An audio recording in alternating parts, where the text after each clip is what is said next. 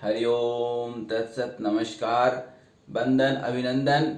YouTube के जीवन दर्शन नाम के इस चैनल पे आप सभी का स्वागत है। आज मातृशक्ति, नारी शक्ति के बारे में थोड़ा सा चर्चा करेंगे। जैसा कि विदित है कि मातृशक्ति दुनिया में सबसे बड़ी शक्ति है। वे हमारी जननी हैं।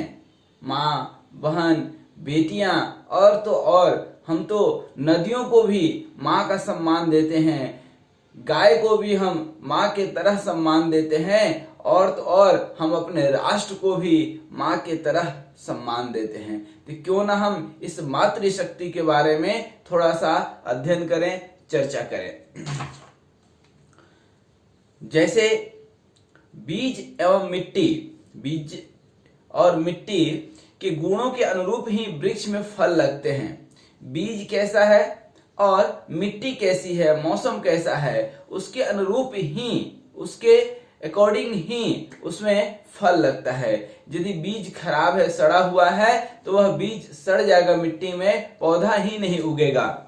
ठीक उसी तरह से माता पिता के गुणों का भी प्रभाव बच्चों के ऊपर अवश्य आता है। लेकिन मातृशक्ति की हम सिर्फ बात कर रहे हैं। मातृशक्ति का प्रभाव बच्चों पर ज्यादा से ज्यादा देखा जाता है।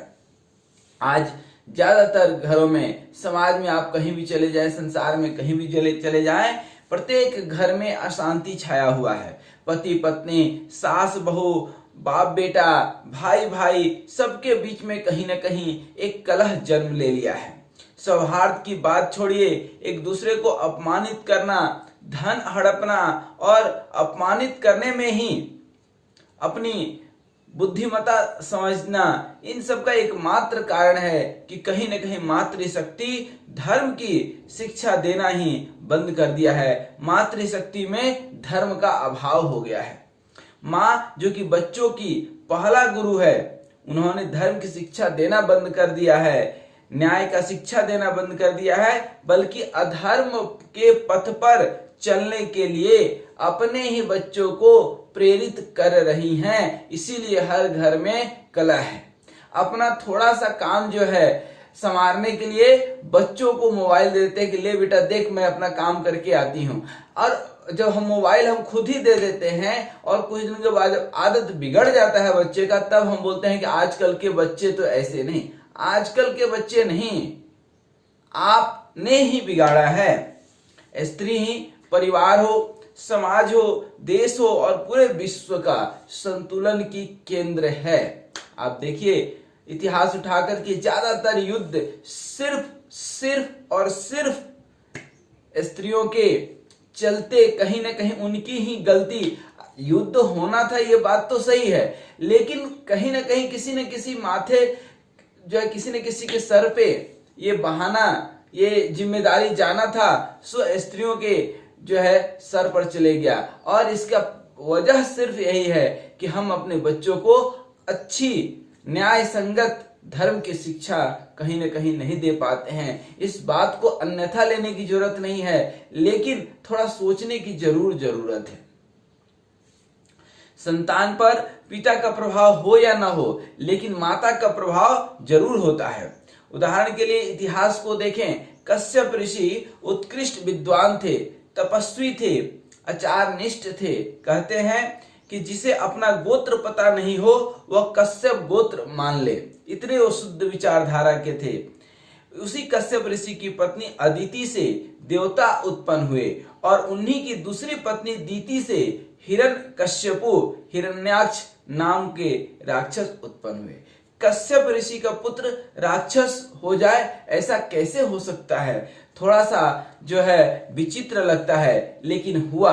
क्योंकि उनकी पत्नी दीति ने दिवा निशा के संधि काल में, संधि अर्थात शाम के समय में कामातुर होकर पति की अनिच्छा के बावजूद गर्भ धारण किया। पुत्र उत्पन्न होने के बाद बच्चों को अनीति की शिक्षा दी, सत्य के पथ पर चलने की शिक्षा नहीं दी और उसके अत्याचार का समर्थन किया। मातृशक्ति के प्रभाव से ही हिरण्यकश्यपु और हिरण्याक्ष दोनों राक्षस हुए। अब दूसरा पक्ष देखें, उसी हिरण्यकश्यपु का पुत्र प्रहलाद हुआ, क्योंकि उसकी पत्नी कयाधु देवर्षि नारद की शिष्या थी। एवं प्रहलाद जब गर्भ में थे तब उसने नारद जी का उपदेश सुना था। कयाधु विष्णु भक्त, सती साध्वी और धर्म परायण थी, जिसके फल स्वरूप राक्षस का पुत्र हिरण्याक्ष का पुत्र हिरण्यकश्यपु का पुत्र भक्त प्रहलाद हो गया। दूसरा दृष्टांत है दुर्योधन का। बहुत कम लोगों को पता होगा कि दुर्योधन इतना दुष्ट क्यों हुआ। दुर्योधन के पिता धृतराष्ट्र तो 10,000 हाथी का बल रखते थे, धर्मज्ञ थे, विद्वान थे, भक्त थे तथा माता गंधारी का पतिव्रत धर्म आज भी स्वर्ण अक्षरों में वर्णित है।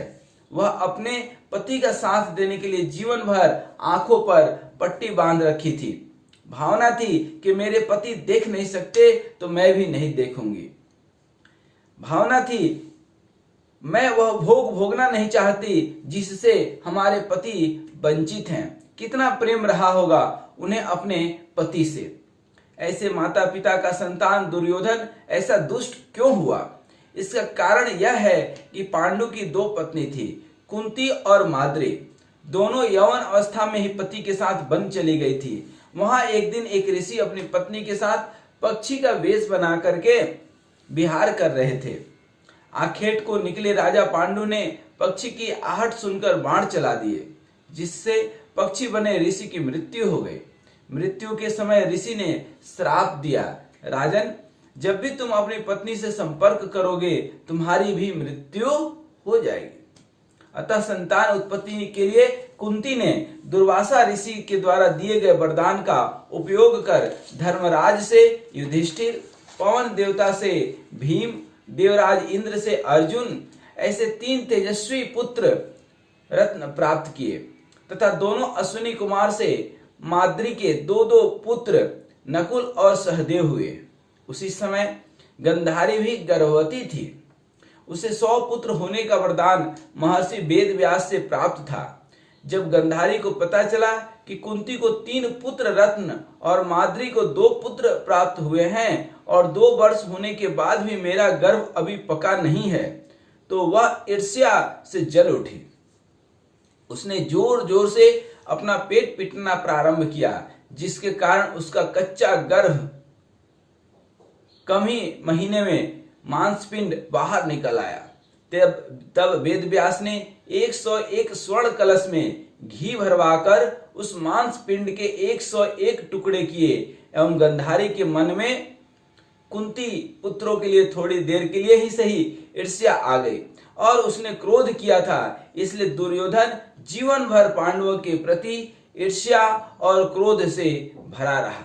मातृशक्ति का इतना प्रभाव, इससे ज्वलंत उदाहरण और क्या हो सकता है।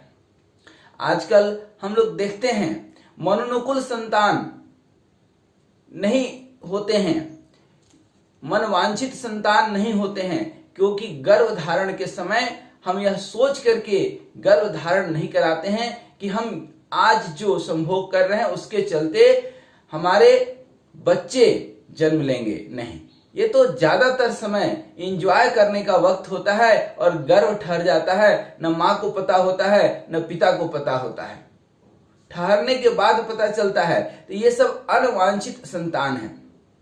अब यही संतान जब बड़ा होते हैं और बड़ा होने की बात छोड़िए, गर्भ में ही माँ कभी भी जो है उस दौरान कितना सात्विक विचार, कितना श्रीमद् भगवत गीता का अध्ययन की, रामायण का की, कितने अच्छे विचार आए, इस पे उसका जीवन निर्भर करता है। क्योंकि उस वक्त पूरे 9 महीने जो भी, खास करके अंतिम के समय में जो जो विचार उस स्त्री के मन में आएंगे उसका प्रभाव उसके बच्चे पे अवश्य आएगा और उसी से उसका जीवन निर्मित होता है। अगर हम लोग महाभारत के प्रसंग पर दृष्टि डालें तो देखेंगे कि वेद व्यास ने नियोग पद्धति से पुत्र उत्पन्न हेतु चित्रांगद एवं विचित्र बीर्ज की पत्नियों को बुलाया। एक ने तो आते ही व्यास जी के कुरूप एवं भयानक रूप को देखकर आंखें बंद कर ली और दूसरी पीली पड़ गई। ये महाभारत की कहानी जरूर आप देखे होंगे। यही कारण था कि धृतराष्ट्र जन्मांध हो गया, पांडु पीलिया रोग से पीड़ित हो गए। इसके विपरीत उसकी दासी व्यास जी के सामने मुस्कुराती उनके देदीप्यमान मुखारविंद का दर्शन करती हुई गई, जिसके फलस्वरूप विदुर जैसा विद्वान उत्पन्न हुए, जिनकी नीति शास्त्र का लोहा आज भी विश्व मानती है। उनकी उत्पत्ति एवं चारित्रिक गठन में उनकी मातृशक्ति का ही पूरा का पूरा हाथ था। अतः यह बात पूरी तरह प्रतिपादित है कि परिवार, समाज, देश और विश्व के संतुलन के दायित्व सिर्फ और सिर्फ स्त्रियों पर है। इसलिए प्रत्येक स्त्री को स्त्री धर्म का, पतिव्रत धर्म का, अपने जिम्मेदारी का पालन करना चाहिए। लेकिन अब प्रश्न उठता है कि स्त्री धर्म है क्या? ऐसे तो शास्त्रों में स्त्री धर्म के संबंध में अनेक बातें वर्णित है, लेकिन माता अनुसुईया के द्वारा भगवती सीता को दिए गए स्त्री धर्म का उपदेश ही सबों का सार है, सबका सारांश है। अपने पति की सेवा एवं पति के अनुकूल रहना ही स्त्रियों का सबसे बड़ा धर्म है। अगर इस एक धर्म का पालन करे तो बिना कोई पूजा पाठ अथवा धर्माचरण किए वह स्त्री तेज से, ओज से भर जाएगी। आज भी हम लोग सती सावित्री, अनुसुईया, रानी सती, माँ आदि देवियों की पूजा करते हैं। इनके जीवन में इतनी अलौकिक शक्ति कैसे आ गई? बस उनके लिए उनका पति भगवान से भी बढ़ करके था। बस यही सारांश है। तन, मन एवं धन से ये देवियां अपने पति को समर्पित थीं। पति के अलावा सारे पुरुष उनके लिए पिता एवं भाई के समान थे। बस इस एक धर्म के पालन से वे भगवती बन गई। अनुसुईया के बारे में कथा है कि एक दिन उनके पति अत्रि ऋषि को प्यास लगी। उन्होंने अनुसुईया को पानी लाने को कहा। इतनी भीषण गर्मी में चित्रकूट के पहाड़ पर भला पानी कहाँ मिलता? ऐसे में पानी नहीं लाना पति की आज्ञा का उल्लंघन हो जाता। अतः अनुसुईया ने कहा, हे माँ गंगे, यदि मैं तन एवं मन से अपने पति को समर्पित हूँ तो आप मेरे पास आ जाइए ताकि मैं अपने पति की प्यास बुझा सकूं। मंदाकिनी दौड़ती हुई उस पर्वत के पास चली आई।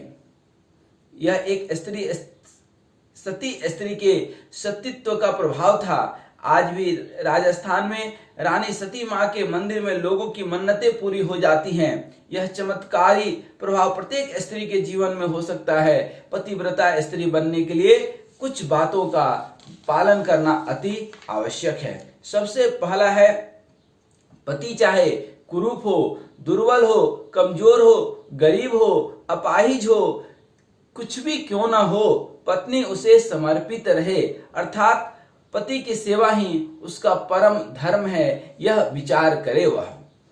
पत्नी को पति के मन को समझना चाहिए एवं उनकी इच्छा को बिना कहे पूरा करना चाहिए। यही स्त्री जीवन की सार्थकता है। स्वप्न में भी पर पुरुष की किसी और पुरुष की संपर्क की बात न सोचे।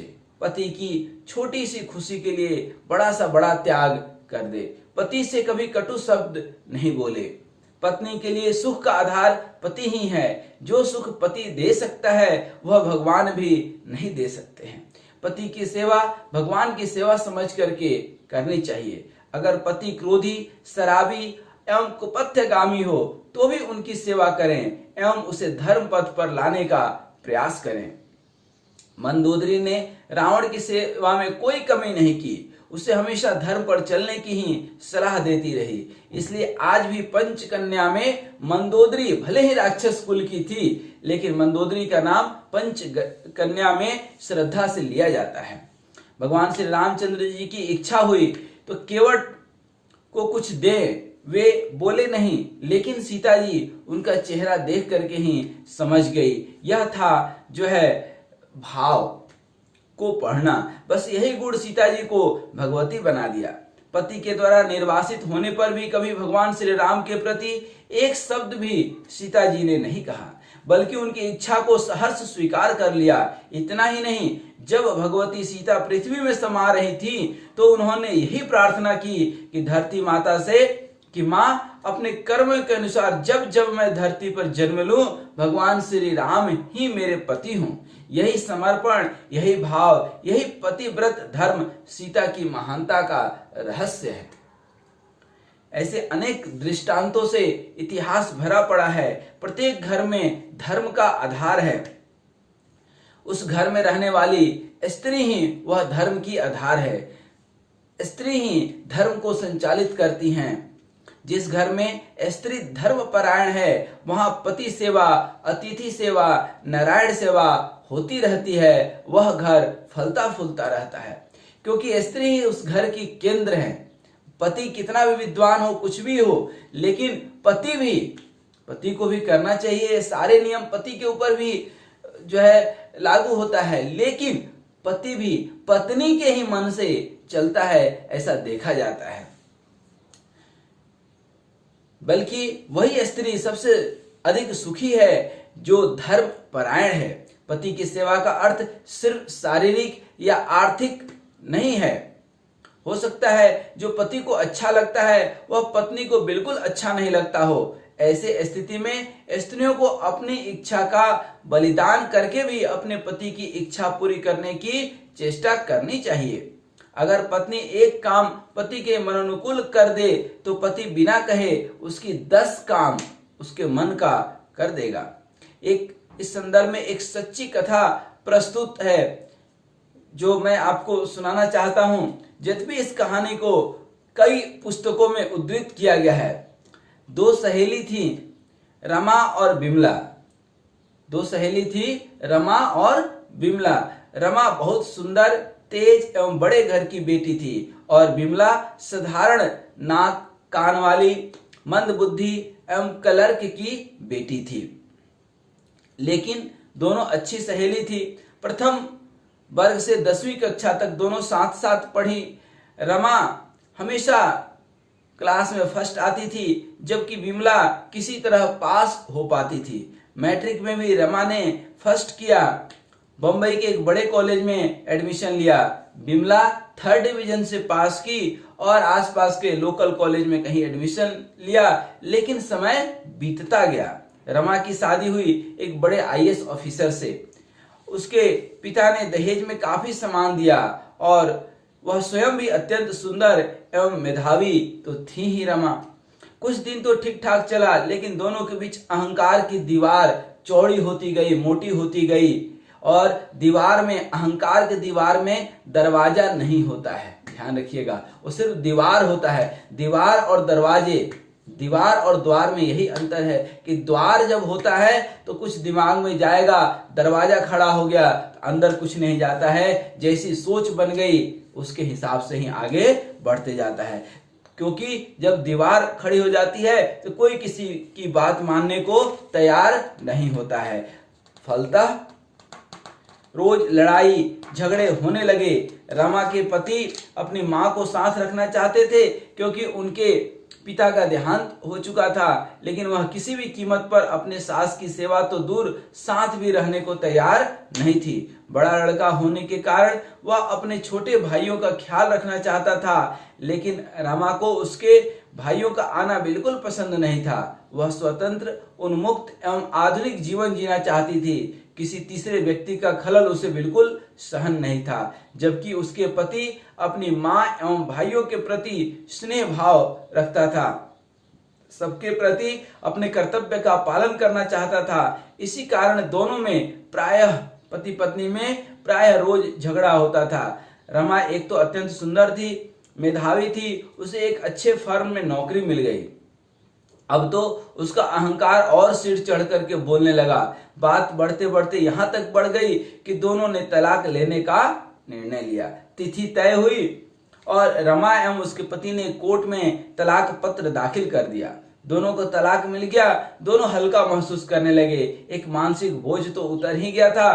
कोर्ट से रमा अपने ऑफिस द्वारा आवंटित फ्लैट में रहने लगी। रास्ते में उसे प्यास लगी। सोचा कि एक कोल्ड ड्रिंक पी लें और फिर चलेंगे और एकांत में बैठकर आगे क्या जीवन का रूपरेखा तैयार करेंगे। अभी वह डिपार्टमेंटल स्टोर में घुसी रही थी कि सामने से उसे बिमला पूरी सजी हुई, गुलाबी साड़ी में लिपटी हुई और खिलखिलाती अपने पति के बाहों में हाथ डाले आ रही थी। उसका चपरासी पीछे से खरीदे गए सामान को लिए आ रहा था। एक दूसरे को देखते ही दोनों सहेलियां लिपट गई। एक दूसरे का हाल चाल पूछा। फिर रमा ने एकांत में जाकर पूछा, बिमला तुम्हारे पति तो बहुत अच्छे हैं, तुम खुश हो ना? बिमला ने कहा, दीदी मैं इतनी खुश हूं कि कह नहीं सकती। रमा ने कहा, लेकिन तुम बुरा मत मानना, तुम में तो ऐसा कुछ नहीं था, न तुम सुंदर थी, न मेधावी थी, न बड़े घर की बेटी थी, फिर ऐसा चमत्कार कैसे हो गया? तुम्हारा जीवन इतना सुखी कैसे हो गया? और एक मैं? कहते कहते रमा की आंखें छलछला आई। मैं तो अभी तलाक लेकर के आ रही हूं बिमला। बिमला ने कहा, दीदी मैं इस रहस्य को जानती थी कि स्त्री का सुख उसके पति के साथ है, इसलिए शादी के पहले ही मैंने अपने पति का मन जीतने का मन बना लिया था। शादी के बाद मुझे पता चला कि मेरा पति अपने कुत्ते से बहुत प्यार करता है। मुझे कुत्ते से सख्त नफरत थी। मुझे कुत्ते को देखते ही मुझे डर लगता था, मन नर्वस हो जाता था, उसे अपवित्र मैं मानती थी। और तो और कुत्ता को देखते ही मेरा ब्रेक डाउन होने लगता था। मैंने मन में विचार किया कि अगर मुझे अपने पति का दिल जीतना है तो इस कुत्ते को प्यार करना होगा। और मैं धीरे धीरे कुत्ते को खाना देने लगी, उसकी देखभाल करने लगी, उसके पास जाने लगी और समय बीतता गया। मैं जितना उस कुत्ते के निकट जाने लगी, मेरे पति उतना ही मुझ पर आसक्त होने लगे। वे मेरे सारे मनोरथ बिना कहे पूरा कर देते थे। मैं उनके पसंद का खाना बनाती और श्रृंगार करती। वे जिन जिन लोगों को चाहते थे उनका हम सम्मान करने लगे। मेरे पति मेरी तरफ खींचते गए। मैंने उन्हें बोलने का मौका ही नहीं कभी दिया। कुत्ता अब चला गया क्योंकि बाद में मेरे पति को पता चल गया कि उनकी खुशी के लिए मैं कुत्ते को प्यार करती थी। तब मेरी खुशी के लिए उन्होंने वह कुत्ता अपने एक मित्र को दे दिया। आज मेरी छोटी सी तकलीफ से न सिर्फ मेरे पति बल्कि परिवार के सभी लोग विह्वल हो जाते हैं। आज मैं उस घर की रानी हूं। मेरे 2 बच्चे हैं, एक लड़का और एक लड़की। रमा ने कहा कि बिमला तुम ठीक कह रही हो। मैं सुंदर होकर के, मेधावी होकर के, थोड़ा सा अपने मन में अहंकार पाल करके कहाँ कुछ कर पाई जीवन में। जो पति को सुंदर लगे वही पत्नी सुंदर है। मैं विद्वान होकर के कुछ नहीं कर सकी क्योंकि मैं अपने पति में विवेक का अभाव ढूंढते रही। मैं धनी बाप की बेटी होकर क्या किया, जबकि स्त्री का सबसे बड़ा धन उसका तो पति ही होता है, जो आज मैं तलाक देकर आ गई। मैंने उसे ही खो दिया और आज एक परित्यक्ता सी बनकर रह गई हूं। लेकिन अब तो बहुत देर हो चुकी है। आज प्रत्येक घर में अहंकार का भाव स्त्री को समर्पित नहीं होने देता। और अहंकार किस चीज का? फालतू अहंकार है कुछ नहीं, सिर्फ अहंकार है। कोई झुकना नहीं चाहता। स्त्री अपनी इच्छा की पूर्ति तो चाहती है, लेकिन पति की इच्छा के बारे में सोचती भी नहीं है। इस रहस्य को नहीं जानती कि पति को प्रसन्न रखने के लिए उनकी ही नहीं बल्कि वे जिन्हें चाहते हैं उन्हें भी प्रसन्न रखने के लिए उनकी सेवा एवं उनके लिए त्याग आवश्यक है। एक बार पति प्रसन्न हो जाए तो पत्नी के सारे मनोरथ अपने आप पूरे हो सकते हैं। अतः पति को सिर्फ तन से नहीं मन से भी प्रसन्न रखना स्त्री के जीवन की सार्थकता है। यही भाव स्त्री के भीतर मातृशक्ति को जगा देता है और वह भगवती हो जाती है। इस मातृशक्ति को जगाने से न सिर्फ परिवार बल्कि समाज और देश भी संतुलित हो जाएगा। रही बात पति के अमर्यादित स्वभाव की, तो एक पतिव्रता स्त्री में वह अलौकिक शक्ति छिपी होती है जिसके तेज के प्रभाव से पति क्या पूरा समाज मर्यादित हो सकता है। बस आवश्यकता है उसे अहंकार छोड़कर समर्पित होने की, पति की इच्छा में अपनी इच्छा की आहुति देने की एवं धर्म पालन में दृढ़ होने की। एक स्त्री अपने पति एवं परिवार की सेवा, अतिथि सेवा, धार्मिक अनुष्ठान एवं पतिव्रत धर्म के पालन से घर को स्वर्ग बना सकती है। बच्चों पर माँ का सबसे अधिक प्रभाव पड़ता है, अतः माँ का सद्गुण ही उनके बच्चों को बिना प्रयास के सदाचारी, मेधावी और योग्य बना देगा। पतिव्रता स्त्रियों के लिए कहा गया है, परामर्श में है मंत्री सी, परामर्श में है मंत्री सी, सेवा में नित्यदासी है, भोजन में माता के सम है, शयन समय रंभा सी है। एक सामान्य प्रश्न हो सकता है, क्या सारे उपदेश सिर्फ स्त्रियों के लिए ही हैं? पुरुषों के चरित्र के लिए कोई नियम नहीं है। हमारे शास्त्रों ने सबों के कर्तव्य एवं अधिकार की एक सीमा रेखा खींची है, एक लक्ष्मण रेखा खींच रखी है। दुर्गा सप्तशती में मां ने स्वयं कहा है, स्त्रियां समस्ता शकलम जगत्सु, संसार की सारी स्त्रियां मेरे ही स्वरूप है, इसलिए वे सदा पूजनीय हैं। श्रुति कहती है, यत्र नार्यस्तु पूज्यन्ते रमन्त्रे तत्र देवता। जिस घर में स्त्रियों की पूजा अर्थात सम्मान होता है वहां देवता निवास करते हैं। आज तक जितने युद्ध हुए उसके पीछे स्त्रियों का अपमान ही मुख्य कारण था। भगवती सीता के अपहरण के कारण लंका का विनाश हुआ, द्रौपदी को अपमानित करने के कारण कौरवों का सर्वनाश हुआ, रानी पद्मावती के कारण मुगल राजाओं का पराजय हुआ। स्त्रियां पुरुष की शक्ति हैं। यह हम सबों का अनुभव है कि जिस दिन पत्नी हंसकर पति को विदा करती है उसका पूरा दिन खुशी से बीतता है। जिस दिन वह दुखी होकर निकलता है उसे सिर्फ परेशानी ही उठानी पड़ती है। यह हकीकत भी है। पुरुषों को ही नहीं, समाज, राष्ट्र एवं विश्व को अगर नियंत्रित करना है तो मातृशक्ति को धर्म के पथ पर चलना ही होगा और तभी घर स्वर्ग बनेगा। हम मातृशक्ति को प्रणाम करते हैं। सभी माताओं, बहनों, बेटियों और गाय जो पशु है लेकिन माँ के तरह जो है हमें प्रेम करती है तो उसे भी हम माता कह करके बुलाते हैं। यह राष्ट्र भी हमारे लिए माता है। आइए आज से संकल्प लें, हम सब भी संकल्प लें और मातृशक्ति भी संकल्प लें कि उसे भी धर्म के पथ पर चलना है और हम एक सामाजिक जिम्मेदारी, पारिवारिक जिम्मेदारी के तहत यत्र नार्यस्ति पूज्यते, जहाँ नारी की पूजा होती है, सम्मान होता है, वहाँ देवता वास करते हैं। तो आइए आज हम सब भी संकल्प लें कि मातृशक्ति जहाँ भी होंगी, जैसी परिस्थिति में भी होंगी, हम उनका सम्मान और सहयोग करेंगे। इसी के साथ मातृशक्ति को सत्य सत्य नमन। सत्य सत्य।